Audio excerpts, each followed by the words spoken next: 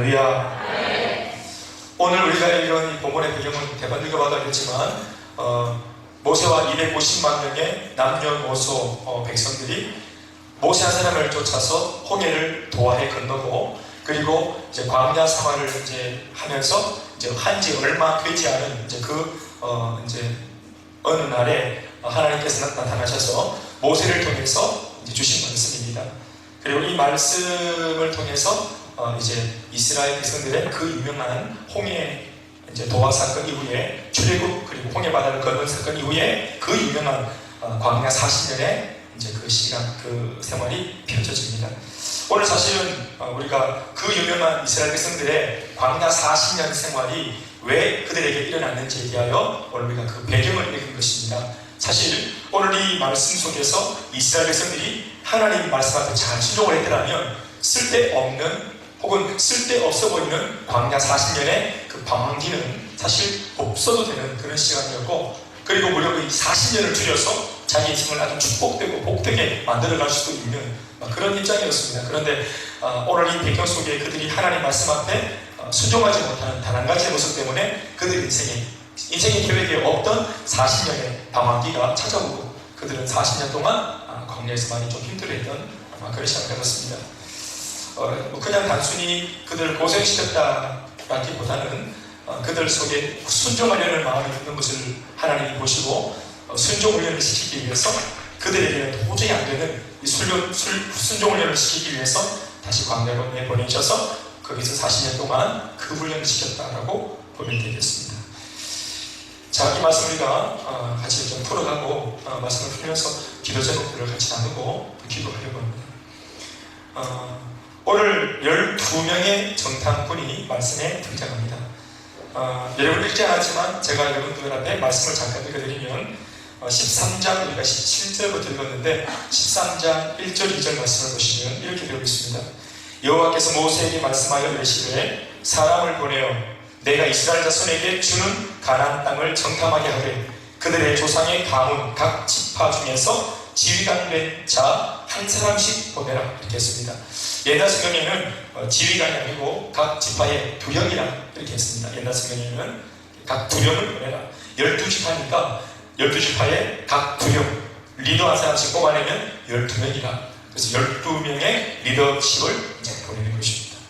또 이 12명 한 사람 한 사람은 그 지파를 대표하는 사람이기 때문에 그 지파 두령의 고백이 곧 그 지파 전체의 의견이기도 한 겁니다. 아무튼 12정탐꾼이 모세로부터, 아니 하나님으로부터 미션을 받고, 중요한 미션을 받고, 이제 그들이 홍해바다를 건너기 이전부터 모세를 통해서 마르고 닳도록 들었던 바로 그 젖과 꿀이 흐르는 땅, 바로 그 약속의 땅에 이제 들어가려고 하는 그런 입장이 있습니다.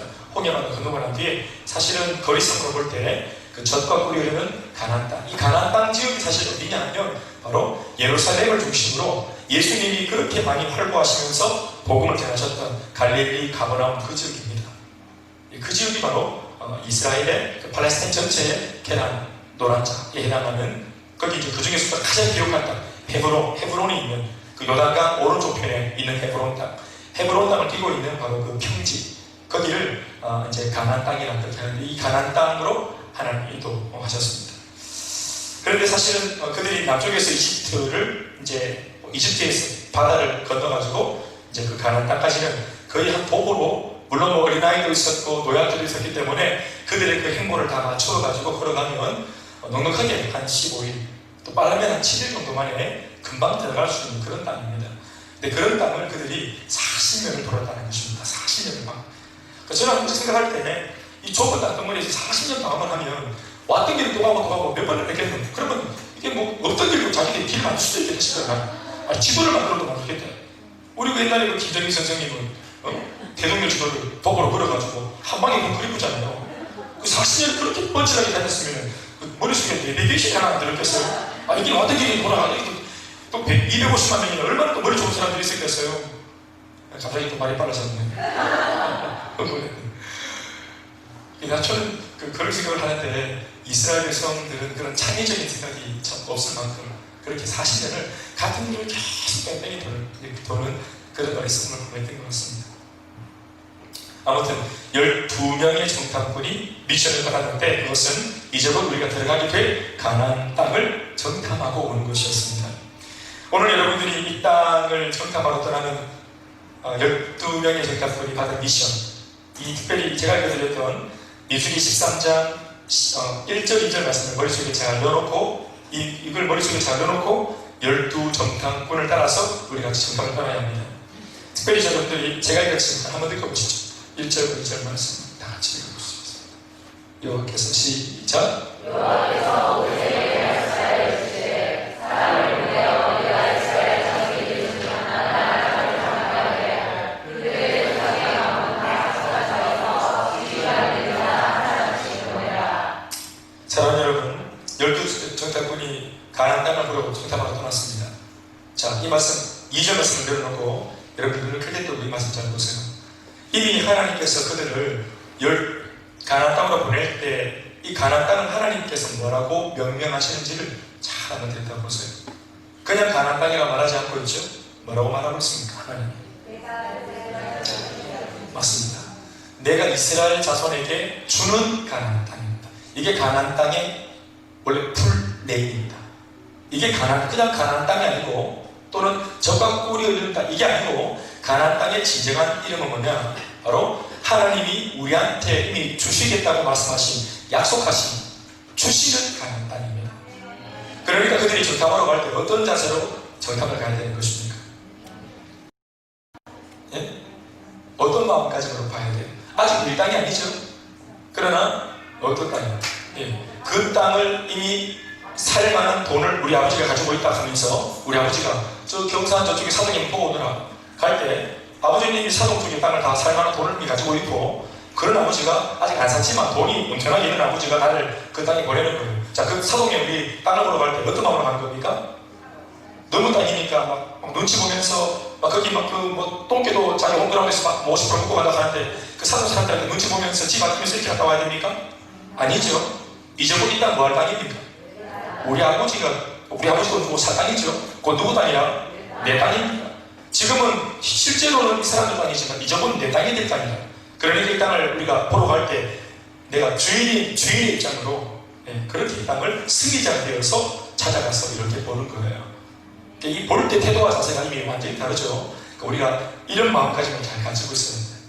하나님께서 우리 가운데 보여주시는 땅, 하나님이 매일마다 우리에게서 선물해 주시는 하루라고 하는 그 투데이라고 하는 그 하루하루, 이 모든 삶들이 바로 우리가 한 번도 살아보진 않았지만 내 아버지가 우리 앞에 내가 주인 되어 살라고 내놓으신 그런 시간들이고 그런 땅이고 그런 현장들입니다.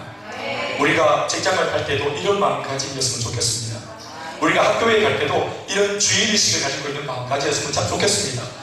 모든 시간대를 대할 때 두려워 떨거나 그 시간대에 몸담는 것이 두렵고 월요일이 오는 게 두렵고 내일 아침이 되는 게 두려운 이런 마음 말고 항상 모든 부분에 있어가지고 시간을 대하거나 사람을 대하거나 어떤 장소 환경을 대할 때마다 우리 안에 이런 주인의식이 꼭 있어지길 바랍니다. 특히 여러분 교회에 들어오실 때 그런 주인의식이 있길 바랍니다. 벽 타고 들어오지 마시고 당당하게 걸어들어오고 그렇게 하셔야 되는 것입니다. 저는 이 2절 말씀을 머릿속에 여러분들이 지금 넣었다면 오늘 이 본문 말씀 이미 다 풀렸다고 보는 겁니다. 자, 저와 여러분들은 오늘 2절 말씀을 2절 말씀을 머릿속에 잘 넣어놨는데 오늘 이 12명의 정탐꾼 중에 10명의 정탐꾼들은 오늘 하나님이 하신 말씀을 제대로 이해하지 못했어요. 그냥 자기가 정탐을 해야 된다고 하는 이 미션에만 너무 몰입한 나머지 자기가 지금 가야 하는 그 미션의 참 의미가 뭔지를 잘 몰랐어요. 가나안 땅을 정탐하고 온 것입니다. 그러나 이미 하나님 말씀하시기를 내가 너희에게 주려고 하는 너희의 땅이 될 가나안 땅을 정탐하고 오너라 했습니다. 정탐할 내용은 크게 4가지였습니다. 첫 번째부터 쭉 적혀 있는데 그 내용은 17절부터 20절까지 적혀 있습니다. 정리해드리면 4가지. 첫 번째는 모세가 하는 말이 너희들 가서 보고 오너라. 첫 번째는 그 땅 거민이 강한지 약한지 혹은 그 땅의 거민이 많은지 적은지 보고 와라. 두 번째, 그 사람들이 살고 있는 그 가나안 땅이 좋은 땅인지 나쁜 땅인지 보고 와라. 세 번째, 그들이 살고 있는 지어놓고 살고 있는 그 땅에서의 지킴이 성읍이 진영인지 평지에 지어놓은 텐트인지 아니면 산성인지 돌 위에 이 강한 반석 위에 지어놓은 산 위에 지어진 견관집인지 진영인지 산성인지 보고 오너라. 네 번째는 그들이 살고 있는 그 땅 토지가 비옥한지 메마른지 그리고 그 땅에 나무가 있는지 없는지 이거 보고 오너라 하면서 보냈어요. 네 가지. 거민, 땅, 성읍, 토지. 따라합시다. 거민, 땅, 성읍, 토지. 그리고 추가적으로 미션 하나를 더 주기를 그 땅에 실과 하나를 가져와라. 왜냐하면 지금 포도 시즌인데 포도 한 송이를 다 가져오더라. 이러면서 추가 미션까지 5가지를 그들이 부여받고 이제 가나안 땅으로 들어갑니다. 그들은 주어진 미션을 따라 남쪽에서 산지를 경유해서 안 들키려고 산지를 경유하고 산맥을 타고 올라가서 북쪽 르홉이라고 하는 땅에 이르러서 그 르홉에서부터 역으로 다시 남쪽으로 내려오면서 전탐을 하는, 그러면서 구체적으로 전탐을 하면서 내려오도록 모세로부터 전략과 전술을 부여받았습니다. 르홉에서 네겝으로, 네겝에서 헤브론으로, 특별히 헤브론을 지날 때는 22절 말씀에도 적혀있지만 읽어볼까요? 또 시작. 또 네겝으로 올라가서 헤브론에 이르렀으니 헤브론은 애굽 수왕보다 7년 전에 세운 곳이라. 그곳에 아낙 자손 아히만과 세세와 달메가 있었더라. 우리는 달력이와 달리가 있죠? 우리는 달메가 있었어요. 그런데 세세와 달메, 아히만 이렇게 부르는 이 사람들의 이름은 사실 한마디로 말하면 아낙 자손의 이제 그 별칭들입니다. 구체적인 뜻을 알 수는 없지만 그들의 어떤 그런 외모의 형상들을 말해주는 어떤 거친 어떤 거인들의 모습을 말해주는 어떤 거인족이었습니다. 아낙 자손. 우리가 아낙 자손 유명한 사람 있죠? 우리는 아히만, 세세, 달면은 잘 모르지만 우리 잘 알고 있는 아낙 자손 하나 있습니다. 누굽니까? 그렇죠. 골리앗입니다. 골리앗이 바로 이 아낙 자손입니다. 이 아낙 자손은 전설적인 아주 거인족들이었습니다. 키가, 그들 이제 보편적인 키가 3m였습니다. 키가 이제 단시 3m. 그러면 이제 이렇게 고나물을 안 먹었나 이러면서 머리 개이고 이런 입장이 3m였습니다. 우리는 말도 안 되는 키지만 그렇습니다. 아무튼 이 헤브론 땅, 그러니까 헤브론 땅이 그 이스라엘 땅 그 평지에서 가장 계란도 완전했기 때문에 아마도 힘이 제일 센 이 아낙 자손이 제일 비옥한 땅을 차지하고 있었던 것 같아요. 그러니까 이 땅은 지금 힘의 논리로 움직이는 그런 땅입니다. 그리고 또 헤브론을 지나서 에스골에 이르렀을 때 그들은 모세가 시켰던 대로 이제 곧 이제 그들이 있던 본거지로 바로 들어오기 바로 직전에 스vod에서 이제 포도를 따가지고 다시 들어옵니다. 그런데 이 땅이 얼마나 비옥한 땅인지 포도가 자라는데 여러분 포도가 여기도 적고 있죠. 포도 한 송이를 따오는데 우리처럼 이렇게 한 송이 딱 따가지고 손에 들고 오는 게 아니고 두 사람 짝대기를 가지고 이걸 한 송이를 이걸 짝대기로 끼워가지고 양쪽에 두 사람이 앞뒤로 매가지고 있어요. 포도 한 송이를. 그러니까 포도 한 송이가 그만하면 포도 하나를 얼마나, 포도 하나를 손가락으로 품어갖고 볼링 치고 있대. 네? 아니까 빼먹고 껍데기로 뒤집어 쓰고 햄을 쓰고 완전히 포도 우리 징계종 포도가 생겼습니다. 23절 말씀 제발 거짓말 읽어볼게요. 시작. 둘이 막대기에 꿰어내고 또 성류와 무화과를 아니라 했습니다. 그러니까 이 땅이 얼마나 비옥한 땅이, 뭘 심으면 보통 이렇게 그냥 사원도 3m 그냥 포도도 그냥 이런 정도 포도. 그러니까 이 땅이 얼마나 비옥한 땅인지를 좀 대표적으로 설명을 해주는 어떤 그런 내용입니다. 40일간의 긴 정탐 여정을 마친 12명의 정탐꾼은 모세와 아론과 그리고 이스라엘 회중들 앞에 서서 정탐 보고를 시작합니다. 25절부터 29절까지 말씀을 좀 읽읍시다. 이 구약성경은 좀 읽고 이렇게 주거리 막거리 하는 게 참 중요한. 같이 읽어보시죠. 25절로 29절까지 시작.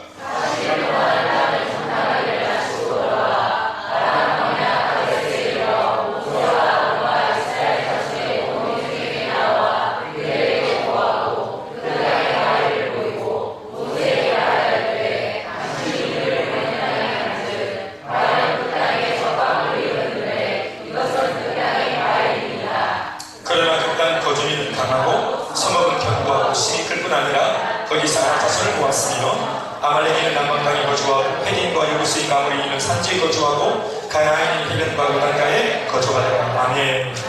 그들은 가나안을 구체적으로 보고 왔는데 에스골에서 직접 나온 거대한 포도 한 송이를 보이면서 이 보고가 시작되었습니다.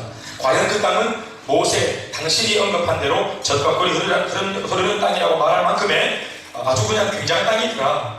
그리고 그 땅의 과실을 내가 보면 알 정도로 보고 믿겠지만 이거 보라고. 얼마나 비옥한 땅인지를 이 과일을 이 샘플로 한번 보라고. 보통 이런 열매가 막 그냥 우리가 봤는데 주렁주렁 맺혀있더라. 그 땅 굉장히 젖과 꿀이 흐르는 땅 맞더라. 모세의 말이 맞더라. 그러면서 붙이는 말이, 그러나 젖과 꿀이 흐르는 그 땅에는 이미 거주민이 정착해 있었으며 그들은 매우 강한 민족이었다고 표현했습니다. 또 그들이 살고 있는 성읍은 견고하고 힘이 컸다고 그들은 보고했습니다. 그리고 설상가상으로 그곳에서 전설의 거인족 아낙 자손도 보았다 했습니다. 게다가 땅이라고 하는 것은 평지에는 아말렉인이 살았고, 아말렉인은 사막의 깡패로 불릴 정도로 굉장히 질이 좋지 않은 그런 이방인 족속들입니다. 모든 것을 다 탈취해가는 그냥 그런 하이에나 같은 그런 야만 족속들입니다. 그 평지, 그 헤브론 아낙 자손이 살고 있는 그 지역 바로 주변에는 이 평지 전체에는 아말렉이 살고 있었고, 또 산에 올라가니까 산에는 헷인과 여부수인과 아모리인이 살고 있었고, 또 물가 쪽 해변과 강가에는 가나안인들이 이미 살고 있었다. 그러니까 평지, 산지, 해변, 강가 할 것 없이 이 가나안 땅 전체에 아주 굉장한 이 족속들, 한 7족속들이 이미 구석구석 전부 다 경계를 쳐놓고 자기들끼리 딱 연합군을 이루어가지고 살고 있더라. 그 땅이 너무 비옥하니까 아마 이 팔레스타인 중용지역이 가장 강력한 그런 서열 1위부터 7위까지 족속들이 들어와서 살고 있었더라. 이렇게 말하는 것입니다. 어떤 사람들은 이 정탐꾼들의 이와 같은 보고 내용을 보면서 부정적인 보고라고 섣불리 평가하는 경우도 있는데, 사실 이 보고의 내용은 부정적인 보고라고 보기보다는 사실적인 보고, 그리고 현실적인 보고라고 하는 것이 더 정확한 평가입니다. 정탐꾼들이 직접 눈으로 보고, 직접 귀로 듣고, 직접 손으로 만져보고 난 뒤 전해 오고 있는 위의 모든 내용들은 명확한 사실이었습니다. 이건 팩트입니다. 그들이 부정적으로 말하려고 무언가를 첨부해서 고백한 것이 아닙니다. 그래서 지금 제가 굳이 읽은 겁니다. 그들이 직접 눈으로 봤던 그 내용들, 그리고 그 다음에 보고한 내용들을 비교해 볼 때 거의 일맥상통하고요. 거기에 무언가를 더 첨부하거나 빼놓은 것이 없습니다. 거의 똑같아요. 이것을 부정적인 보고라고 바로 우리가 그렇게 평가하기보다는 이건 사실 부정적인 것이 아니라 사실적인, 현실적인 보고입니다. 있는 그대로를 자기가 그냥 그대로 보고한 겁니다. 그런데 그 사실의 내용이 너무도 부담스럽고 만만하지가 않기 때문에 이 사실을 언급하고 있는 사람들이 부정적인 보고를 하고 있는 것 같은 느낌이 드는 것입니다. 적어도 제가 보기에는 여기까지는 아직 그래도 괜찮은 것 같습니다. 왜냐하면 여러분, 사실 그대로를, 있는 그대로를 비록 그 속에 있는 내용이 좋지 못한 내용일지라도 사실 그대로를 말하는 것은 말해주는, 이 말을 건네는 사람한테는 잘못이 있어요, 없어요? 없죠? 네. 현장이 그걸 어떡하겠어요? 그들이 살고 있는 걸 어떡하겠어요? 아니, 액면가로 그 땅이 빡세면 어떡하겠어요? 있는 그대로를 말하는 거예요. 물론 이걸 들을 때 사람들의 마음은 좋지 않겠지만 있는 그대로 보고하는 사람이 꾸미면 안 돼요. 이걸 안 한다는데 미워하면 안 돼요. 있는 그대로 말해줘야 돼요. 그리고 나중에 여러분 알겠지만 이 말을 한 사람은 총 12명 중에서 10명이 이구동성으로 요 같은 보고를 했습니다. 그러니까 저는 개인적으로 설교를 하는 입장에서 여기까지는 그래도 괜찮다고 이렇게 보는 편입니다. 그런데 12명의 정탐꾼 중에 이제 10사람이 이렇게 말을 했고, 나머지 2사람, 바로 여호수아와 갈렙이라고 하는 사람이 남아있는데, 그 2사람 중에 한 사람, 갈렙이라고 하는 사람이 먼저 입을 열어서 다른 말을 하기 시작합니다. 이 보고 내용에. 그리고 여호수아와 갈렙도 10명의 정탐 보고 앞에 본인들도 동의합니다. 이게 잘못됐다, 왜 거짓말하냐, 왜 부정적으로 말하냐, 이런 말 하지 않습니다. 왜냐하면 그것이 사실이기 때문에 이 여호수아와 갈렙, 이 2사람 먼저 말씀드리면 믿음이 참 좋은 사람들입니다. 이 믿음이 참 좋은 이 건장한 청년 2사람도 나머지 10명의 보고에 찬동하고 맞다고 합니다. 그런데 이 보고가 이제 끝나고 이상무라고 말할 때 10명의 정탐꾼들은 여기에서 보고를 그칩니다. 그리고 사실 그대로를 회중들한테, 모세한테 딱 던져놓고는 그리고는 더 이상 말을 하지 않습니다. 여러분, 이거는 이제 아주 고도의 심리전인데요. 이 침묵이 얼마나 흘렀을 것이라고 저는 짐작합니다. 딱 들었을 때 부정적으로 말 안 해도 사실대로 말하니까 이미 부정적입니다. 여기에 10명의 집단꾼들이 뭐라고 말을 못해도 이미 이런 부정적인, 물론 땅은 좋지만 이미 그 땅을 찾아본 사람들, 굉장한 사람들이다. 아버지가 보내서 사돈이 가봤더니 아버지가 계산한 것보다 이 땅이 더 비싸더라. 현장을 직접 보고 온 사람이 이 말을 딱 전하면, 자, 어떤 결론을 함께 내려야 할까요? 이 땅이 비록 좋은 땅이고 비옥한 땅이지만 모두가 지금 암묵적으로 알고 있죠? 지금 우리가 어떤 부분에 암묵적인 동의가 일어났습니까? 그 땅 들어가야 됩니까? 안 들어가야 됩니까? 안 들어가야 됩니다. 그리고 그것을 굳이 10명이 굳이 청구해서 말하지 않았고 이 정도 딱 말하면 이미 모두가 다 무슨 말인지 다 알아듣습니다. 예? 이게 다 어른들이고 사람들이 다 알고 생각하는 사람들입니다. 뭔 말이 다 알아들어요. 애가 자꾸만 이제 브랜드 있는 신발을 사달라, 브랜드 있는 뭐 가방을 사달라, 자꾸 못지할 때 엄마가 아버지 월급 봉투 다 보여줍니다. 그냥 그러면 뭐 돈이 있다 없다 이거 사가 되겠나, 이 복잡한 말 필요 없습니다. 그냥 이거 다 보여주면 그냥 지가 알아서 그냥 정리하는 겁니다. 딱 보여줬는데도 침묵이 따서고, 침묵이 누가 먼저 말 못하고 침묵이 다 그러는데 거기서 갑자기 간별이 불쑥 말을 꺼내는 겁니다. 30절 말씀인데 같이 읽어봅시다. 시작.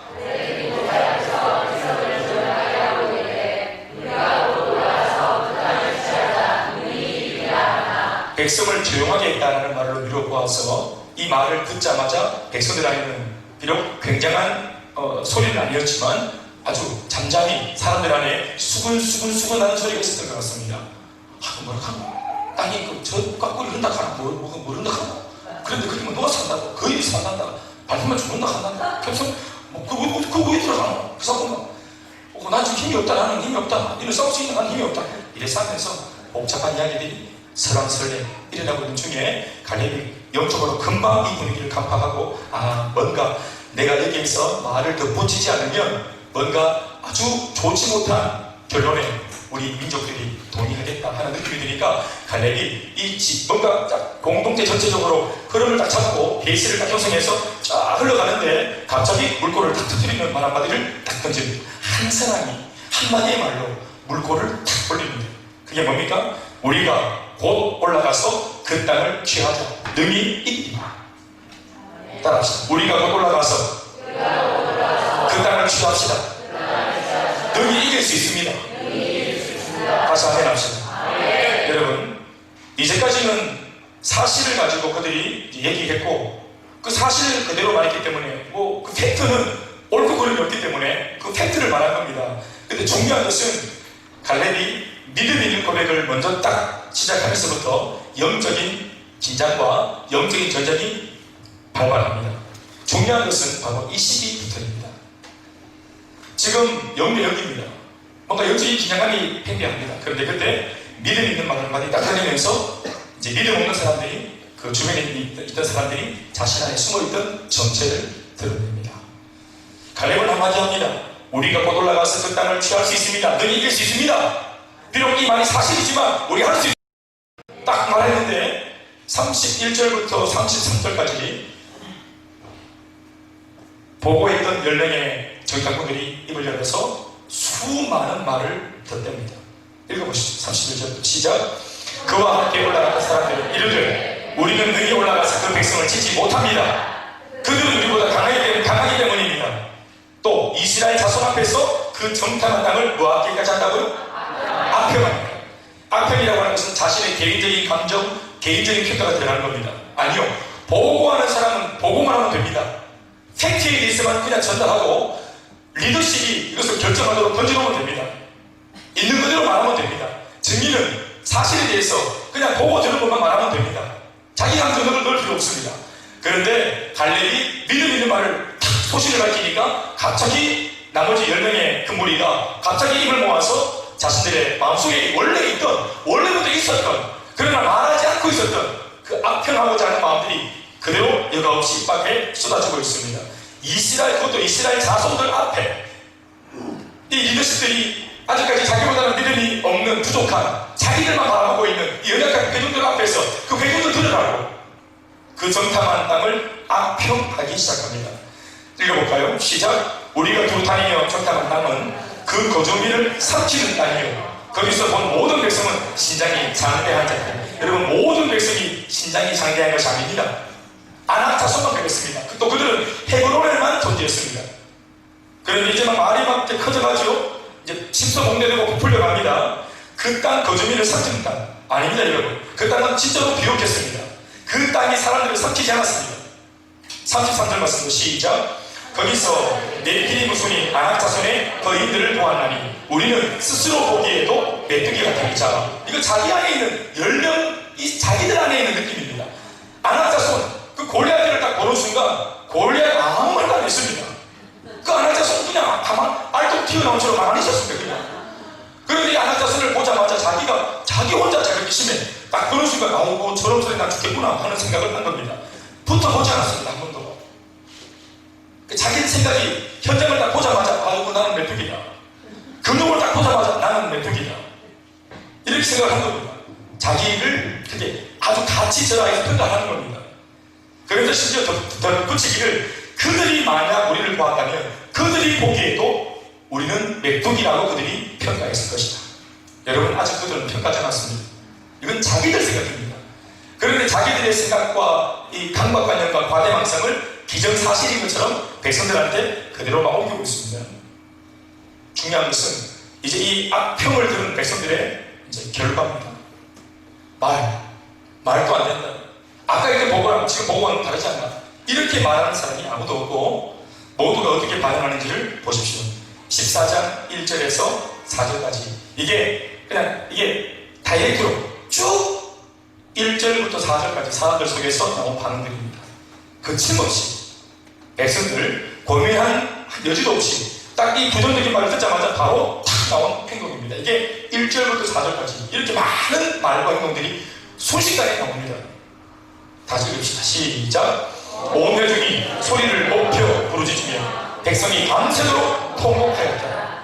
이스라엘 자손이 다 모세와 아론을 원망하며 온 회중이 그들에게 이르되 우리가 애굽 땅에서 죽었거나 이 광야에서 죽었으면 좋았을 것을 어찌하여 여호와가 우리를 그 땅으로 인도하여 칼에 쓰러지게 하려 하는가. 우리 처자가 사로잡히니 애굽에 돌아가는 게 낫다는 거예요. 여러분, 애굽이 어딥니까? 예수를 안 믿고 하나님을 안 믿던 사탄 마귀에게 종로로 타던 예수 안 믿었던 삶입니다. 아무리 힘들어도 할 말이 있고 안 할 말이 있지. 내가 지옥에 다시 돌아가겠다는 거예요. 천국 가는 길이 이렇게 힘들면 나 지옥으로 다시 가겠다는 거예요. 이에 서로 말하되 서로가 급박하게 상의하는 겁니다. 수많은 회중들이 이에 서로 말하되 우리가 한 지휘관 모세하고 이 아론은 도저히 우리 말을 듣지 않으니까 우리가 차라리 우리 말을 잘 들어줄 수 있는 우리와 뜻이 같은 한 지휘관을 따로 세우고 애국으로 돌아가자라고 아주 구체적인 대안까지 그들이 말을 합니다. 사랑하는 여러분, 지금 이 회중들은 이 보고를 듣기 전까지 그들의 마음속의 상태는 제로였습니다. 베이스가 제로였습니다. 지금 그들은 악하지도 선하지도 않은 지금 무풍지대였습니다. 그런데 악한 말을 듣고 부정적인 말을 딱 들으니까 이 레벨이, 이 게이지가 순식간에 부정적인 영향으로 100까지 바로 치고 올라갔습니다. 중간에 고민한 적 있습니까? 밤새도록 바로 얼어버리죠. 부정적인 말을 듣자마자 밤새도록 통곡하고 원망하고 그리고 애국으로 가겠다고 예수 믿는 거 다 취소하겠다고 이렇게까지 배교하겠다고 말합니다. 여러분, 애국으로 건너간다라고 말할 때 그들이 부인할 수 없는 중요한 사건 하나가 있습니다.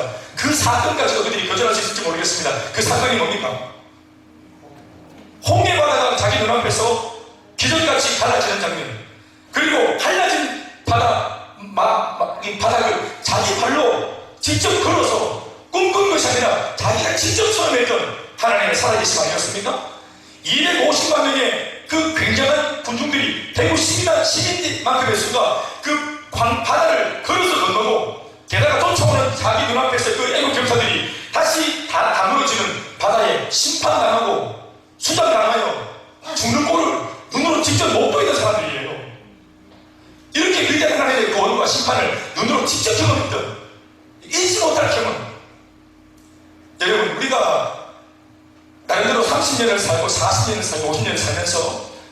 저도 내 평생 잊지 못할 기억이 한두 가지가 있을 텐데, 과연 여러분들 기억 속에 홍해 내 눈앞에 내가 어느 날 동촌에 이렇게 바람 쐬고 있는데 갑자기 거북이 바로 골아졌다.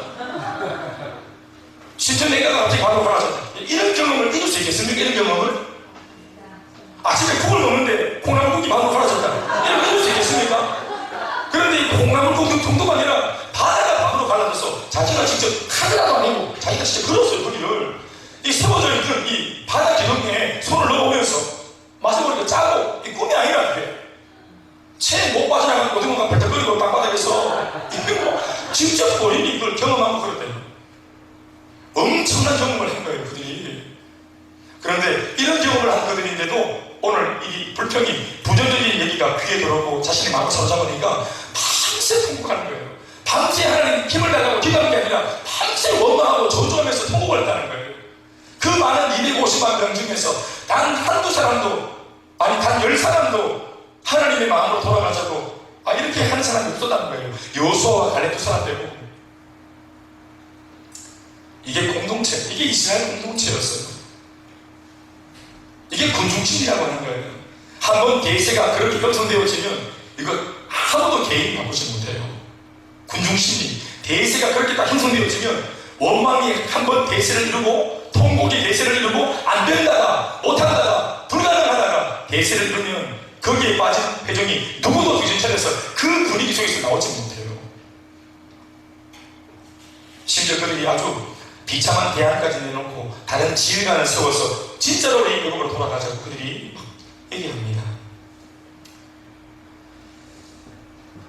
이때 갈렙이 봉변을 당할 것처럼 느껴지니까 옆에 있던 신앙이 좋았던 여호수아가, 이때까지 모세 밑에서 모세를 돕고 있던 그 눈의 아들 여호수아가 바로 이 갈렙과 같이 손을 딱 잡아서 같은 말을 내줍니다. 두 사람.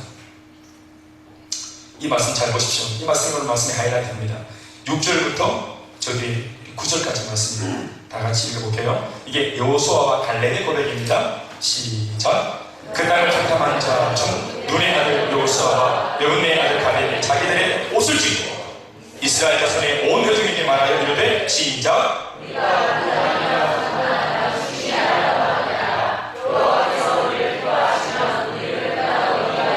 따라합시다. 여호와께서 우리를 기뻐하시면 여호와께서 우리를 기뻐하시면 어떻게 하신다고?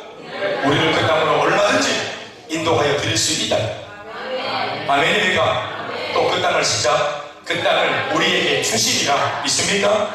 계속 시작. 이는 과연 젖과 꿀이 흐르는 땅이라. 다만 여호와를 거역하는 하지 말라. 또 그 땅 백성을 두려워하지 말라. 그들은 우리의 뭐라? 옛날 성경에는 뭐라고 적어놨는지 혹시 기억나세요? 그들은 우리의 뭐라? 옛날 성경에 밥이다 했어요. 밥이나 먹이나 밥이 더 와닿죠? 따라합시다. 그들은 우리의 밥이라. 그들은 우리의 먹이라. 그들의 보호자는 그들에게서 떠났고 우리가 가볼 때에 그들은 특별히 무슨 신이 지켜주는 것 같지 않더라. 영적 거리도 없고 영적인 보호막이 없더라. 지 멋대로 살더라. 왜냐하면 이스라엘 백성들 다 영적인 사람이니까 딱 보면 아는 거예요. 이게 영적인 사람 세계인지 이게 아주 육적인 세계인지 딱 보면 아는 거예요. 또 여호와는 시작. 여호와는 우리와 함께 하시느니라. 그들을 맞지 마라. 할렐루야. 굉장히 중요한 내용입니다. 오늘 제가 여러분들과 함께 고민을 하고 생각을 해야 될 부분이 여기입니다. 자, 저 보십시오. 아까 그들이 있는 그대로를 보고했습니다. 여러분, 현실을 보고했고 그리고 사실을 보고했습니다. 현실과 사실은 뭐였습니까? 가나안 땅 매우 좋은 땅인데 거기에 이미 강력한 거주민들이 있고 우리는 그 거주민들보다 약하다는 것이, 그리고 그래서 그 땅을 차지하는 것이 불가능해 보인다는 것이 현실이고 사실이었습니다. 네, 그거 사실 맞습니다. 아까도 말했지만 그 부정적인 보고 아닙니다. 그 사실입니다. 우리가 지금 이렇게 살면서 지금 아무리 몸부림쳐도 가난을 벗어나지 못하고 있는 이 가난, 이것이 사실이듯이 나의 인물과 나의 외모가 어릴 때부터 지금까지 이대로 그냥 왔듯이 또 앞으로 이대로 갈 것이 분명한 이것이 사실인 것처럼 사실이고 현실입니다. 조금씩 뭐 줄도 끄고 그렇게 하지만 그것이 그대로 사실인 것처럼 내 나름대로 지금 만나고 있는 우리 가정 환경, 내가 지금 결혼해서 살고 있는 내 남편, 우리 남편의 그 영모, 또 뭐 간단하다고 살아가는 직업, 내 아내의 상태, 우리 시부모님들의 상태, 내 아이들의 상태, 경제적인 상태, 나의 건강의 상태, 이 모든 것이 이미 원치 않았지만, 내가 의도한 것은 아니지만 내게 주어지고 이미 이렇게 뿌리 박혀있는, 이렇게 인정할 수밖에 없는 현실, 우리 다 그런 인정할 수 없는 현실 속에 살고 있습니다. 만족하지 못하는 현실 속에 우리 살고 있습니다. 이거 우리가 인정하고 싶지 않지만, 긍정적으로 말하고 싶지만, 아무리 긍정적으로 말해도 눈 뜨고 다시 현장을 보면 그대로입니다. 바뀐 것이 아무것도 없습니다. 그대로입니다. 맞습니다. 이건 내가 뭔가 부정적인 시각을 가지고 있어서가 아니고 이게 사실입니다. 우리나라 경기 힘듭니다. 앞으로 더 어려워질 전망이라고 많은 사람들이 말합니다. 이게 사실입니다. 이게 현실이고, 우리가 살고 있는 시대보다 우리 아이들이 살아갈 시대는 더 악하고 더 많은 유혹들이 창궐할 겁니다. 동성연애, 아마 내 아이, 어쩌면 내 아이가, 내 아들이 나중에 장가 가겠다고 인사시키러 오는 애가 그게 무슨 말인지도 몰라요. 우리 집 딸내미가 결혼하기도 데려오는, 소개시켜주는 상견례도 데려오는 애가 여자일지도 몰라요. 우리의 주변에 그런 일이 아무도 없길 바라십니다. 말도 우리가 지금으로서는 정말 TV에 나오는 이야기다, 영화의 소재다, 웃으면서 말하는 이야기가 우리 집에서 일어날 수 있다 이 말이에요. 우울증이 얼마나 가까워졌습니까? 자살하는 이야기가 얼마나 가까워져 왔습니까? 말도 안 되는 사건 사고가 얼마나 창궐하고 이 일들이 얼마나 지금 가까워져 왔습니까? 이거 사실이고 현실입니다. 그런데 중요한 것은 보세요, 여러분. 사실과 현실은 그대로이다. 이건 우리가 못 바꾸는 거예요. 그런데 이 사실과 현실을 바라보는 우리의 시각과 12명의 정탐꾼들의 시각이 갈렙과 여호수아와 나머지 10명이 달랐어요. 똑같은 그림을 봤는데 평가가 달랐어요. 그 사실은, 현실과 사실은 잘못이 없어요. 옳고 그름이 없어요. 그런데 이것을 바라보는 우리의 평가, 우리의 시각에 따라서 우리의 삶의 결과가 달라졌어요. 실제로. 먼저 갈렙과 여호수아는 뭐라고 말하고 있습니까? 하나님의 말씀을 의지하고 믿음으로 현실과 사실을, 물론 인간적으로는 두렵지만 갈렙과 여호수아가 아마 모세가 일러준 말을 기억했던 것 같아요. 우리가 지금 보고 있는 이 가나안 땅은 어떤 가나안 땅이냐? 우리가 싸워서 쟁취해내야 될 땅입니까? 내가 만들어내야 될 땅입니까? 이미 하나님이 주기로 약속한 땅이에요. 그러니까 뭐예요? 밥인 거예요. 이미 하나님께서 차려놓은 밥상을 보고 온 거예요. 내가 거기서 뭘 다시 연출하는 게 아니라 그 땅이 어떤 상태인지 관계없이 하나님이 주신 땅인 거예요. 아, 살코기가 듬뿍 있는데 가시가 좀 있네. 가시가 무서워서 살코기를 포기하는 것이 아니라 가시가 있네. 그리고 살코기가 저 정도면 가시에 쓸만하지. 이렇게 보는 거예요. 그리고 가시를 발라주신 하나님을 기대하고 소망하면서 살코기를 보는 겁니다. 그러면서 저것이 이제 밥이라고 말하는 거예요. 우리 잘 아는 예화가 있잖아요. 신발 그 회사 회장님이 두 팀장을 그 마사이 종한테 보냈더니 한 달간 여행하고 돌아와서 이 A와 B가 팀장이 보고를 하는데 A라고 하는 팀장이 거기는 신발 안 되겠습니다. 신발 아무도 안 신고 다닙니다. 그 원주민들이. 거기 무슨 신발을 팔겠습니까? B라고 하는 팀장이 이렇게 말했다죠. 사실입니다. 이것이. 이게 사실이고 현실입니다. 팩트는 아무도 신발을 안 신고 있습니다. 그러니 황금보장입니다. 우리가 이 신발을 내놓으면 다 하시는 겁니다. 같은 현장이죠. 똑같은 현장입니다. 그런데 그것을 바라보는 믿음이 있는가 없는가. 그러니까 하나님께서 이 가나안 땅을 분명히 우리에게 주실 땅이라고 보고를 하고 있어요. 주님도 인간적으로 그 땅을 보면 두려움이 생긴다는 것을 알고 계세요. 그래서 보낼 때부터 감정 따라가지 말고 인간적인 판단 따라가지 말고 내가 너희한테 주려고 하는 땅이라는 사실을 기억해라. 이 말씀을 들고 가서 보니까, 믿음으로 보니까 이 땅이 뭐 사람이 누가 살고 뭐 거인이 살고 이런 게 안 보이는 거예요.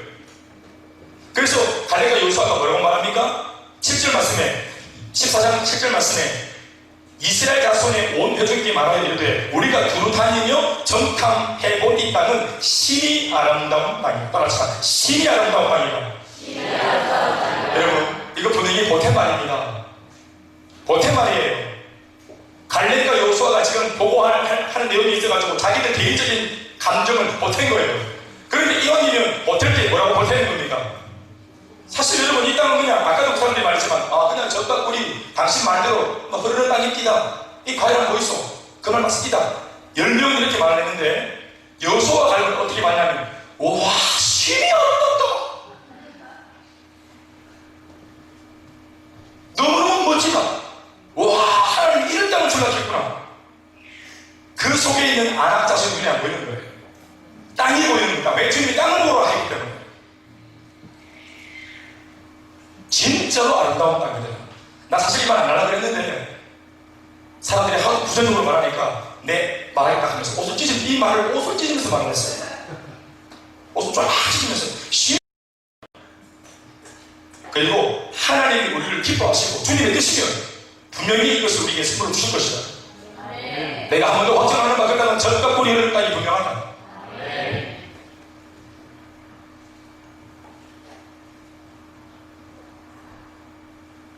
그들이 강하고 내가 약하다 이런 거 생각하지 않았습니다. 그들은 크고 나는 약하다 이런 비교의식 가지고 있지 않았습니다. 나와 그 사람들을 비교하지 않고 나와 하나님을 비교하니까 그 사람들이 아무렇지도 않은 거예요. 나와 비교하는 것이 아니라 내가 믿고 의지하는 나의 하나님, 그 곁에 서 있는 또 그분을 믿고 있는 나, 더 나아가 내가 아니라 나를 붙잡고 계시는 하나님, 그 눈으로 그들을 바라보니까 그들이 아낙 자손이든 뭐든 아무 상관이 없는 거예요. 오늘 여러분 누구랑 서 계신지 알고 계세요? 사랑하는 여러분, 오늘 여러분 옆에 누가 여러분들을 붙들고 계시는지 기억하세요. 그리고 나머지 12명은 뭐라고 했어요? 하나님의 말씀이 없이 자신들의 인간적인 눈으로만 보니까 그 땅에 대하여서 물론 사실대로 말을 했지만 그 속에 두려움이 있어야 있고 그 땅에 자기들은 메뚜기밖에 안 된다고 말을 하고 도저히 우리를 차지할 수 없는 불가능한 땅이라고 말을 할 수밖에 없었어요. 왜요? 맞죠? 그 말이 자신의 생각 속에는 전혀 하나님을 고려하지 않고 있기 때문에 그 땅은 불가능한 땅이에요. 하나님을 고려하지 않으면 불가능해요. 그들은 거대하고 자신은 메뚜기로 보일 수밖에 없는 것입니다.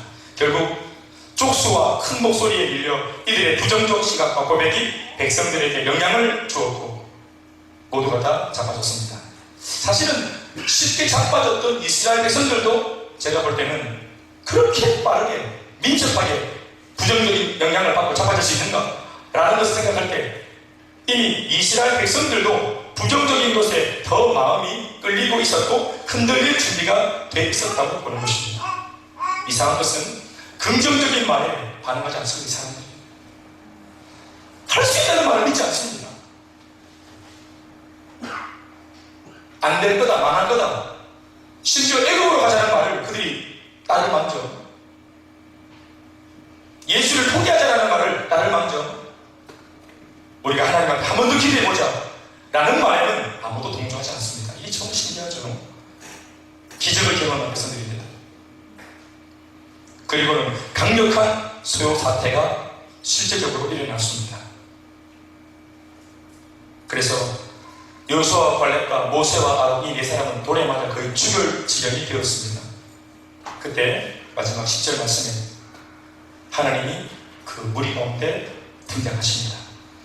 온 대중이 그들을 돌로 치려 하는데 그때에 여호와의 영광이 회막에서 이스라엘 모든 자손에게 나타나십니다. 왜 나타나실까요? 이 상황을 하나님께서 판단하시고 평가하시기 위해서 나타나셨습니다. 10명이 맞느냐? 이 2명의 갈렙과 여호수아의 평가가 옳으냐? 누구 말이 옳으냐? 서로 설랑설레 이 많은 족속의 사람들이 다수결로 자신들의 이 대세로 돌로 치려 하는 무력으로 막 분위기를 몰아가려고 이게 옳고 그름을 떠나서 분위기로 뭔가 쪽수로 힘에 돌리고 막 몰아가려고 그러니까 하나님께서 나타나셔서 판별하시기를 뒤에 우리 읽진 않았지만 이제 제가 마지막으로 드리는 말씀을 정리하면서 제가 드리는 결론은 뭐냐? 하나님은 결국 여호수아와 갈렙의 손을 드셨습니다.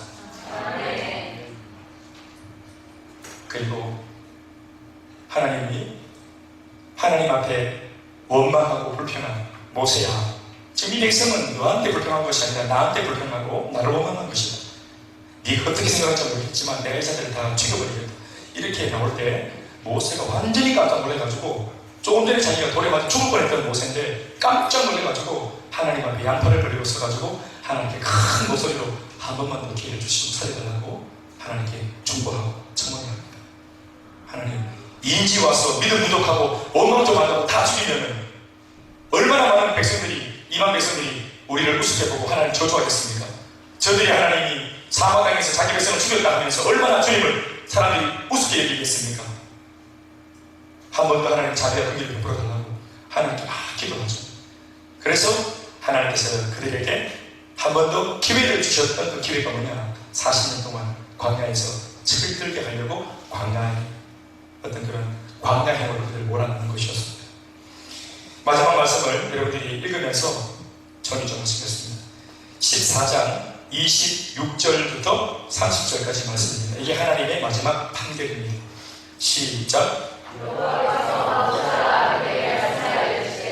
나를 원망하는 이 악한 대중에게 내가 어느 때까지 참으랴. 이스라엘 자손이 나를 향하여 원망하는 바 그 원망하는 말을 내가 들었노라. 그들에게 이르기를 여호와의 말씀에 내 삶을 두고 맹세하노라. 자, 이 말씀 잘 들으세요. 민수기 14장 28절 말씀 한 번 더 시작. 여호와의 말씀에 내 삶을 두고 맹세하노라. 너희 말이 내 귀에 들린 대로 내가 너희에게 행하리라. 이 무서운 말입니다. 너희 말이 내 귀에 들린 대로 내가 그대로 죽였다. 그들이 불평했어요. 차라리 죽이세요. 진짜 그렇게 못해요. 우리를 차라리 죽이세요. 이러려거든 차라리 죽이세요. 우리를 막 사망했으면 묻으세요 하고 그렇게 얘기했어요. 주님 하신 말씀이 내가 너희들 10번이나 내가 이 말을 들었다. 지금 너희가 사망해서 지금 나를 10번이나 시험했다. 내가 이게 마지노선이다. 내가 내 귀에 지금부터는 들린 대로 내가 갚겠다. 이렇게 말씀을 하십니다. 이게 굉장히 무서운 말씀입니다. 우리 말이 하나님께 들린 대로 하나님이 우리한테 그대로 지켜가는 것입니다. 그러면서 구체적으로 하신 말씀이 두 절의 말씀 29절과 30절입니다. 정리할까요? 시작. 너희 시체가 이 밤에 엎드러질 것이다. 너희 중에서 이식의 장소서 계시는 자고 나를 원망하는 자가 요문의 아들 말레과 문의 아들 로스와 이르는 내가 인사하여 너희에게 살아야 하라. 하나님의 결과로 얻어지리라. 같이 합시다. 사실 참 들을고 무서운 말씀이죠. 그런데 너무 미안한 말이지만 이스라엘 백성들이 그 화를 자초했어요. 끊임없이 모세가 그것을 회유하고 다시 설득시키고 또 하나님도 막아서고 게다가 주제넘게 모세가 하나님이 하시는 일을 가로막고 차라리 이 백성들을 심판하는 것은 나를 생명책에서 치우시라고 자기 생명을 담보로 중보하고 이렇게 하나님께 막 반동 쳤는데도 이스라엘 백성들이 뭔가 새로운 기회를 받으면 돌이키고 힘을 빼야 되는데 이 백성들이 모세의 마음을 모르고 계속 그렇게 했습니다. 계속 부정적인 말을 하고 원망을 했더니 결국은 하나님께서 일을 행하셨습니다. 물론 이 말씀 지금 요 시기만 해도 사실은 하나님이 이렇게 하겠다는 말씀을 하셨지만 할지 안 할지 미지수였어요. 그런데 그들이 끝끝내 마지막으로 주어졌던 40년 광야 생활에서도 끝끝내 그들이 불순종하고 결국은 이 말씀의 예언이 그대로 성취가 되었습니다. 이게 이 이야기의 결론입니다. 말씀드리겠습니다. 제가 오늘 여러분들과 같이 고민을 조금 하고 싶었던 말씀은 뭐냐 하면 우리가 살고 있는 이 현실 가나안 땅, 네 맞아요. 가나안 땅이 굉장히 젖과 꿀이 흐르는 약속의 땅이고 살기가 좋은 거예요. 우리가 여러분 살고 있는 이 땅도 사실 가나안 땅이 아니라고 말할 수 있겠어요. 옛날 어려운 시절에 살았던 우리 어른들이 볼 때는 이 땅이 가나안 땅이에요. 우리나라 그래도 얼마나 살기 좋은 땅이에요. 비록 우리가 좀 사는 데 있어가지고 남들보다 돈이 좀 없고 이래서 불편한 것은 있지만 그렇게 부정적인 삶은 아니잖아요. 좀 없어가지고 좀 불편하고 부대끼는 것은 있지만 말이에요. 노력한 만큼 얻을 수 있고 아직까지 뭔가 도전할 수 있고 특별히 젊은 아이들한테는 한없이 그렇고요. 아직까지는 기회가 있으니까 적어도 우리가 어려운 다른 나라에 비하자면 동남아시아 쪽에나 북한이나 저런 나라에 비하자면 이 땅이 가나안 땅이에요. 노력할 수 있고 있을 수 있고 무엇보다 우리가 자유롭게 하나님께 얘기할 수 있는 기도할 수 있는 하나님을 찾을 수 있는 이런 기회가 열려있는 곳이니까 말이죠. 그런데 이 땅에 아낙 자손이 있어요. 이 땅에 가시가 있어요. 이 땅에 아말렉이 있어요. 이 땅에 가나안인이 있고 여부수족이 있고 헷임이 있어요. 나를 괴롭히고 나를 힘들게 하는 사람들 또 상황들도 있어요. 수많은 경쟁 속에서 이리 치고 저리 치울 때 마치 이 땅이 가난한 땅이긴 하지만, 뭔가 매력적이긴 하지만, 내 마음에 혹한 것은 있지만 내 손에 잡혀주지 않는 뭔가가 있어서 참 불편한 그런 땅이기도 해요. 우리 그럴 때 이 땅을 악평하면 되겠습니까? 아유, 나는 마저 못해서 산다, 죽지 못해서 산다, 딱 죽었으면 좋겠다. 바로 여러분, 이것이 이 땅을 악평하는 것입니다. 우리의 가정을 힘들다고 하는 사람이 악평할 수 있습니다. 젖과 꿀은 안 보이고, 거기에 이제 안악자성, 문제, 또 사탄의 시험과 유혹들, 이런 것들을 보면서 악평할 수 있습니다. 우리는 결단코 여기서 정복하지 못할 것이라고, 현실과 사실이 너무 힘들다고 악평할 수 있습니다. 그러나 똑같은 현실과 사실을 보면서 여호수아와 갈렙이 했던 그 눈이 우리에게 있었으면 좋겠습니다. 내 편이, 하나님이 내 편으로 서 계시다는 사실을 우리가 좀 알았으면 좋겠습니다.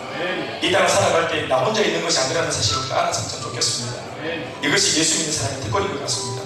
우리 하나님께서 하늘에만 계시지 않고 낙고처럼 이 땅에 오셔서 나와 함께 동행한다는 이 사실이 적어도 예수를 믿는 우리들한테만큼은 이것이 살갑게 믿겨져야 합니다. 이것은 다른 사람 기분 좋게 하려고 내가 믿어주는 게 아니고요, 이 믿음이 있어야 여러분들이 이 사실과 현실인 이 세상을 돌파해서 정말로 이 땅을 정복할 수 있기 때문에 그렇습니다. 여러분들 마음속에 도저히 불가능할 것 같다고 느껴지는 것이 뭐가 있는지 잘 모르겠습니다. 그것이 경제 문제인지, 정신 문제인지, 장래 문제인지, 아이를 양육하는 문제인지, 건강의 문제인지, 뭔지를 잘 모르겠습니다. 그러나 우리가 아는 것은, 비록 우리가 개똥밭에 된 걸지라도 이렇게 사는 것이 적어도 죽는 것보다는 낫다는 사실을 꼭 명심하시고, 우리에게 이 밤에 다시 한 번 더 돌이킬 수 있고 또 힘을 얻을 수 있는, 하나님이 기뻐하시면 우리가 능히 이 땅을 차지하게 될 것이라고 말하는 그 여호수아와 갈렙의 눈이 우리에게 꼭 장착될 수 있기를 바랍니다. 우리 자 다같이 한번 소리를 기도하기 전에 눈을 감고 우리 말씀을 한번 더 묵상하시고, 오늘 내 모습은 10명의 정탐꾼의 모습인지, 오늘 내 모습은 여호수아와 갈렙의 모습인지, 똑같은 사실 가르침을 보면서 나는 무엇을 판단하고 무엇을 생각하는지, 주로 내 입에서는 어떤 말이 나오는지, 또 나의 이런 말을 통해 내 주변에 있는 사람들은 과연 어떻게 반응하는지, 밤새 통곡하다가 내 말을 듣고 기뻐하게 되었는지, 아니면 멀쩡했던 사람 내 말을 듣고 밤새 통곡하게 만드는 사람이 나인지, 나는 어떤 사람인지, 나는 어떤 에너지를 가지고 있는 사람인지, 또한 하나님께서 부디 내 속에 여호수아와 갈렙 같은 마음을 부어주시기를 기도하는 마음, 그 마음이 오늘 이 밤에 주된 기도가 되길 바랍니다. 우리 다같이 잠잠히 생각하면서 기도하십시오.